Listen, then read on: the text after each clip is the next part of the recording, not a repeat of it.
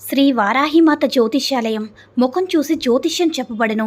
మీరు ఎక్కడెక్కడో జ్యోతిష్యం చెప్పించుకొని నిరాశ చెంది ఉంటే గురూజీ శ్రీ సంజీవరాజు గారి ఫోన్ ద్వారా మాట్లాడండి. స్త్రీ పురుష వశీకరణం 100% గ్యారంటీ. మీ పేరు బలము, మీ భవిష్యత్తులో జరిగేది జరగబోయేది చెప్పబడను. మీ కుటుంబ సమస్యలు, చదువు, ఉద్యోగం, మనశ్శాంతి, ఆరోగ్యము మరియు సకల సమస్యలకు కూడా పరిష్కారం చెప్పబడను.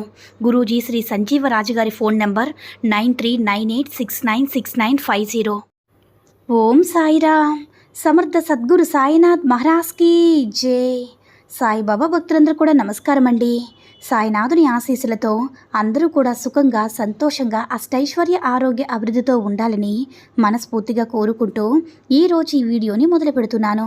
ఈరోజు వీడియో ఏంటంటే, తల్లి, ఈ గురువారం రోజు గురుబలంతో నీ తలరాతను మార్చుకో బిడ్డ. ఈ సందేశం పూర్తయ్యేలోపు లక్షలు కాదు, కోట్లు నిన్ను వెతుక్కుంటూ వస్తాయి. నమ్మకంతో వినిబిడ్డా అని మన బాబాగారు అయితే ఈరోజు మనకి చాలా అద్భుతమైనటువంటి సందేశంతో అయితే మన ముందుకు వచ్చారండి.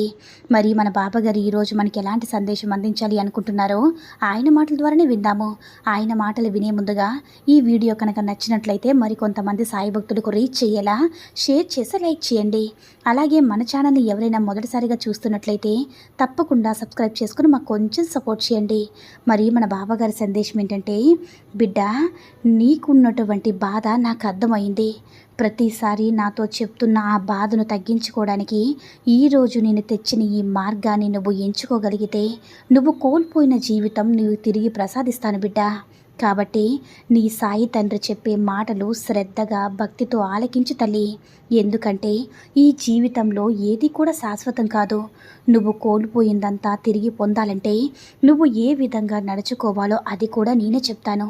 అది అర్థం చేసుకుంటే నువ్వు చక్కగా, సంతోషంగా నీ వాళ్ళతో బ్రతకగలుగుతావు తల్లి. అదే నీకు అసలైన మార్గం అవుతుంది. నువ్వు నా బిడ్డవి. నువ్వు నన్నే నమ్ముకున్నావు. నీ జీవితం బాగుండాలనేదే నా కోరిక. కాబట్టి ఎప్పుడు కూడా వృధాగా నీ కన్నింటిని జారనివ్వదు బిడ్డ. అవి ఎంతో విలువైనది తల్లి. ప్రతి మనిషి జీవితంలో చేసే ప్రతి పనికి కూడా కారకులు వారే అవుతారు, కేవలం వారే. ఎందుకంటే బిడ్డ, నీ మనసు ఏ విధంగా పనిచేస్తుందో అదే విధంగా ఫలితాలను అందిస్తుంది. నా మనసు నువ్వు చేసే ప్రయత్నం కూడా అంతే తల్లి. మన జీవితంలో ఎదురయ్యే కష్టాలన్నిటికీ కూడా పరోపకారంగా బాధ్యులు మనమే అయ్యుండొచ్చు. అందుకే ఈ కలియుగంలో ఎన్ని కష్టాలు భరిస్తూ ఉంటున్నాము.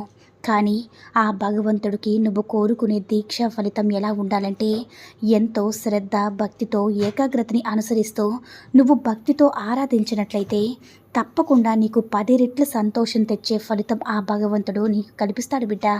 కానీ నువ్వు చేసే ఆ దీక్ష, భక్తి నిండు మనసుతో చెడు బుద్ధి లేకుండా ఉండాలని. అప్పుడే నువ్వు కోరుకున్న విధంగా నీ సాయి నీకు గొప్ప శుభవార్తను అందిస్తాడు బిడ్డ. ఎంత కష్టం వచ్చినా సరే నీ సాయిని తలుచుకో, అంతా నేను చూసుకుంటాను.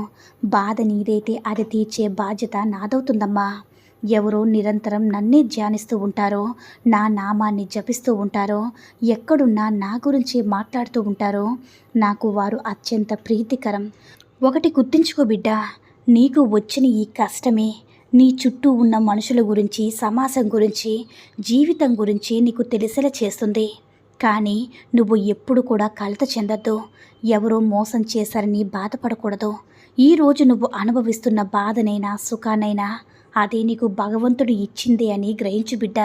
నిరంతరం నీ సాయి మార్గాన్ని అనుసరించు. నేను నిన్ను రక్షించడానికి ఎప్పుడు కూడా సిద్ధంగా ఉంటానమ్మా. ఎందుకంటే బిడ్డ, ఈ సాయిని తలుచుకోలేని సమయం అంటూ ఏదీ లేదు కదా. ప్రతిక్షణం నన్నే తలుచుకుంటూ ఉంటావు. అనుక్షణం నా నామాన్నే ఉచ్చరిస్తూ ఉంటున్నావు.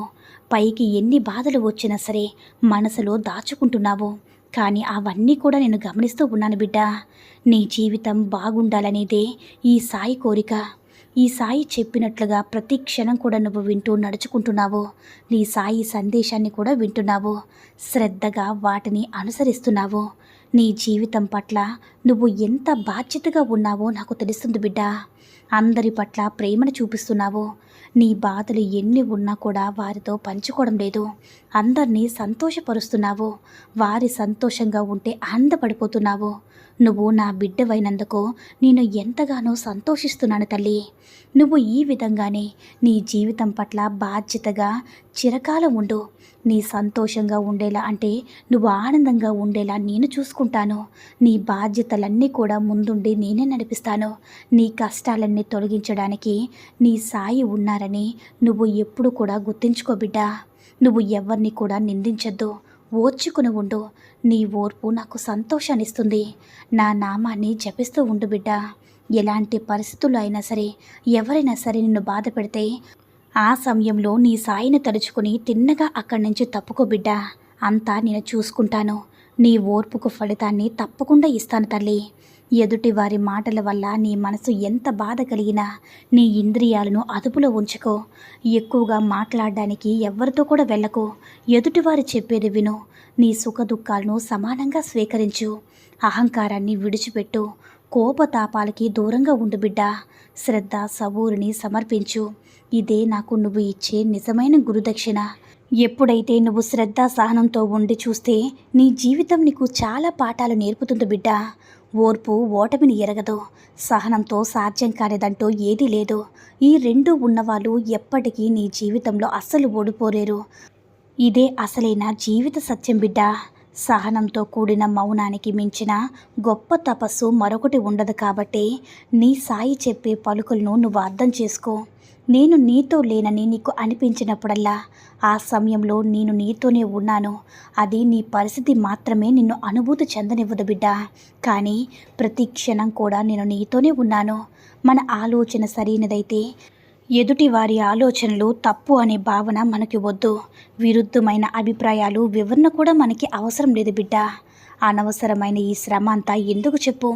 నీ బాధలు నువ్వు గుర్తించి వాటిని నువ్వు ఏ విధంగా నడుచుకుని నువ్వు అనుసరిస్తూ వెళ్తావో నీకు బాబా పెట్టే ఈ పరీక్షలు అంటే ఆ భగవంతుడు నిర్ణయించిన ఏ పరీక్షల్లో కూడా నువ్వు నెగ్గగలుగుతావు.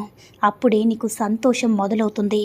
అందరూ నిన్ను ఒంటరి చేసి వదిలేసినా నువ్వు మాత్రం దైవాన్ని అస్సలు వదలకు బిడ్డా.